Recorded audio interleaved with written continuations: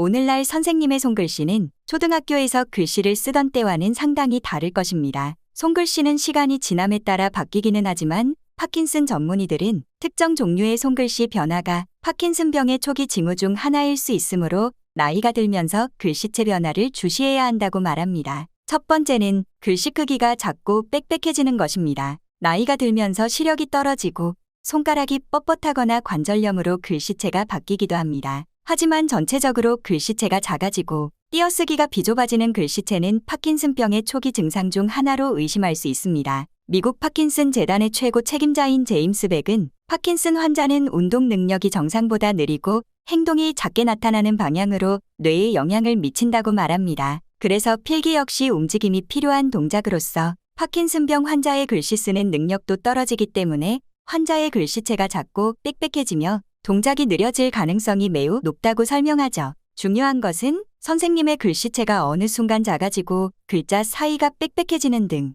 필기에 어려움을 겪으며 갑자기 눈에 띄는 변화가 나타났을 때 파킨슨병을 의심할 수 있다는 것입니다. 손글씨의 변화는 다른 원인일 수 있지만 미국 파킨슨 재단의 최고 책임자 제임스 백은 글씨체 변화와 동시에 변비나 후각 감소, 걸을 때 팔 흔들림이 줄어드는 증상이 동반하는 경우 파킨슨병을 의심해야 한다고 말합니다. 즉 파킨슨병 환자들은 파킨슨병의 특징적인 증상이 나타나기 수년 전부터 피곤함이나 무력감, 팔다리에서 느껴지는 불쾌감, 감정 조절이 어려워지고 얼굴이 무표정해지는 등의 여러 증상이 동반된다는 것이죠. 또한 일반적으로 파킨슨병 증상의 공통적 특징은 뻣뻣함이라고 설명합니다. 이는 관절염과는 분리하여 주시해야 합니다. 일반적으로 파킨슨병은 관절의 문제가 아니라 근육 자체가 경직되면서 움직이기가 어려워지는 것이 특징이기 때문입니다. 게다가 파킨슨병에서 나타나는 다양한 증상으로 인해 유사 질환과 헷갈려 파킨슨병으로 혼동하는 경우가 많습니다.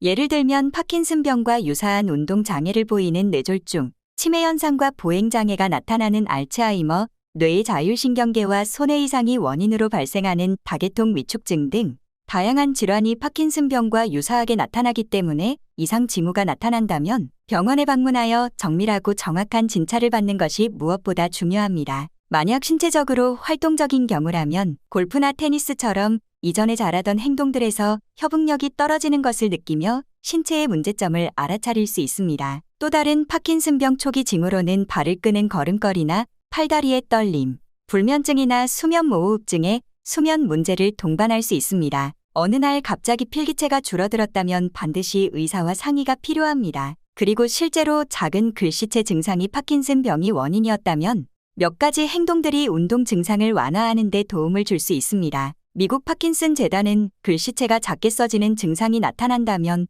하루에 한 페이지만큼 글씨를 크게 쓰는 연습과 줄이 있는 종이를 사용하여 똑바로 앉은 자세에서 일기를 쓰거나 필사를 하는 것을 제안합니다. 글씨체가 변화함에 따라 선생님의 서명도 바뀔 가능성이 높기 때문에 새로운 글씨체를 적용하여 선생님의 서명이 필요한 문서를 새롭게 작성하는 것이 중요할 수 있습니다.